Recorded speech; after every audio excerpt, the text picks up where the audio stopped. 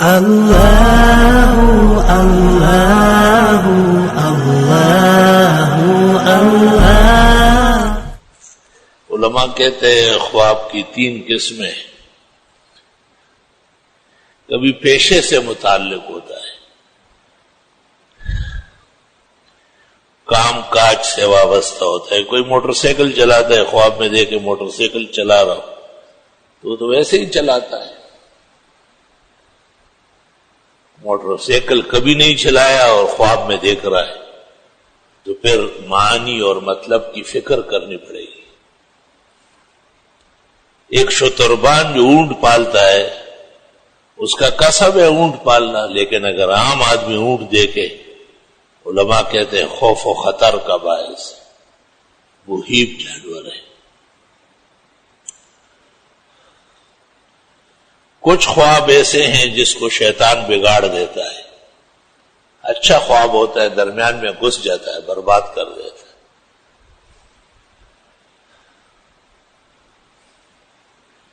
ایک شخص نے خواب دیکھا تھا کہ رسول اللہ صلی اللہ علیہ وسلم فرماتے ہیں کہ آپ شراب پیا کریں۔ علی متقی گجراتی صاحب کنز العمال زندہ تھے، 900 ہجری۔ ان سے تعبیر پوچھی تو انہوں نے کہا حضرت تو آپ کو منع کر رہا ہے، لیکن شیطان جو بگاڑتا ہے اس نے آپ کو نقصان پہنچانے کے لیے غلط بات بیچ میں ڈال دی۔ اس لیے علماء کہتے ہیں کہ عوام کے خواب کا اعتبار نہیں۔ اسی طرح یہ صوفیاء جو ہوتے ہیں پیران طریقت، کسی سے ناراض ہو تو اس کو دوزخ میں دیکھتے ہیں، کوئی خوش کر دے تو وہ فوراً جنت میں آ جاتا ہے۔ تو یہ ان کے بائیں ہاتھ کا کھیل ہے، گھڑی پہ ٹائم دیکھنا ہے۔ محدثین ان کے اقوال کا اعتبار نہیں کرتے، وہ کہتے ہیں ان کی باتیں کمزور ہے اور سطحی ہے، بچو اس سے۔ ایک بات اور بڑی عجیب ہے کہ آدمی خواب دیکھتا ہے، پہلے وہ اپنے اعمال پر نظر ثانی کرے۔ خواب دیکھنے والے کو خود اپنے بارے میں تنبیہ ہوتی ہے کہ کیا کر رہے ہیں آپ، اس کو نہیں سوچتے ہیں، دوسرے کے پیچھے بھاگتا ہے۔ عموماً خواب میں اعمال متشکل ہوتے ہیں، احسن اعمال جو ہے وہ حسین نظارے میں آتے ہیں اور برے اعمال بری شکل میں پیش آتے ہیں۔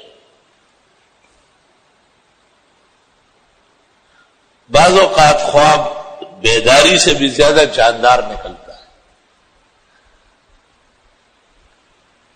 ایک عالم کا قول میں نقل کرتا تھا اور مجھے بڑا دکھ ہوتا تھا، کاش کہ وہ یہ نہ کہہ چکے ہوتے۔ تو میں نے خواب میں دیکھا اور مجھے کہا کہ میں آپ کو کتاب بھیج دوں گا جس میں میں نے صحیح لکھا ہے، آپ کا گلہ صحیح ہے۔ تو وہ میں بڑا فکر مند ہو گیا، اس موضوع پر ان کی کوئی کتاب اور یاد نہیں تھی۔ اچانک پرانی کتابیں بیچنے والے ایک ہمارے قاری صاحب تھے سیالکوٹ کے، اس نے کہا کتابیں لائے۔ میں نے کہا جلال الدین سیوطی کی کوئی کتاب؟ انہوں نے کہا کوئی نہیں۔ میں نے کہا لاؤ ایک ایک دکھاؤ۔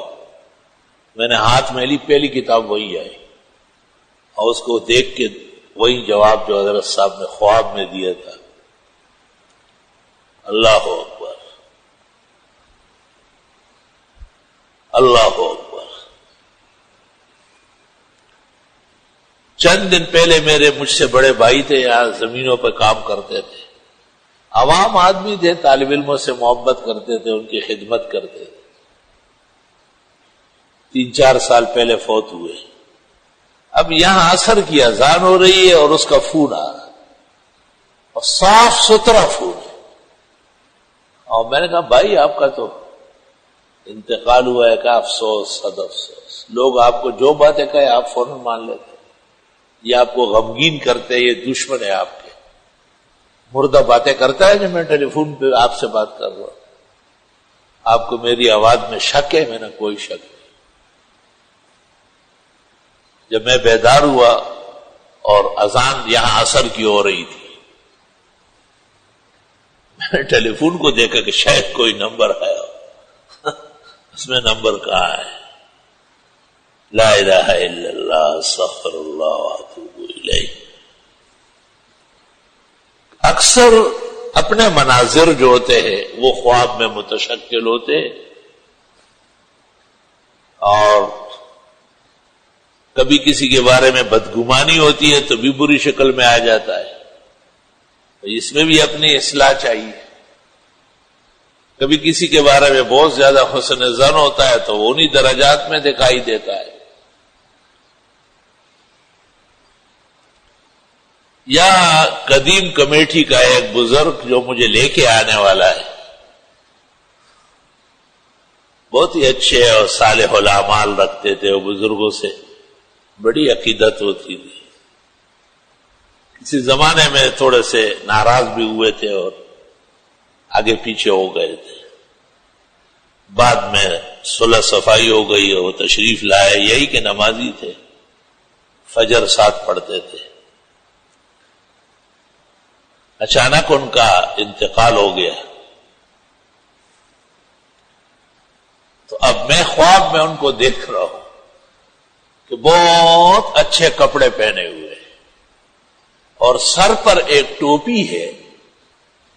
میں سوچ رہا ہوں کہ میں ان سے پوچھوں کہ یہ ٹوپی تو دنیا کے اندر کہیں نہیں ملتی، آپ کو کہاں سے ملی ہے؟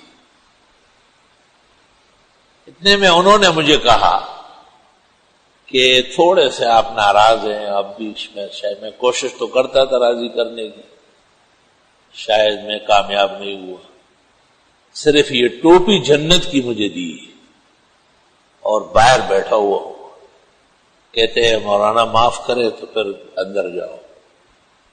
میں نے کہا میں نے 1000 بار معاف کیا ہے، وہاں بھی اور یہاں بھی۔ بڑی حیرت کی بات ہے، بڑی کہ ذرا سی ناراضگی یا کچھ کٹ پٹ اپنے دینی حلقوں سے بھی مناسب نہیں ہے، رکاوٹ پیدا ہوتی ہے اس سے۔ اور الحمدللہ